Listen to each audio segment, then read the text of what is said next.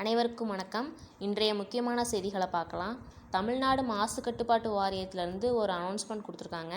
என்ன அப்படின்னா, தடை செய்யப்பட்ட பிளாஸ்டிக் பொருட்களை பயன்படுத்தினால தமிழ்நாட்டில் 12.5 லட்சம் அபராதம் வசூல் பண்ணியிருக்காங்களாம்.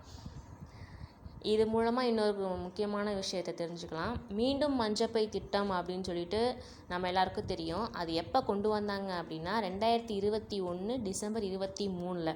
எதுக்காக அப்படின்னா, பிளாஸ்டிக் பயன்பாட்டை தவிர்த்துட்டு துணிப்பைகளை தான் பயன்படுத்தணும் அப்படின்னு சொல்லிட்டு கொண்டு வரப்பட்டதான் இந்த மீண்டும் மஞ்சப்பை திட்டம்.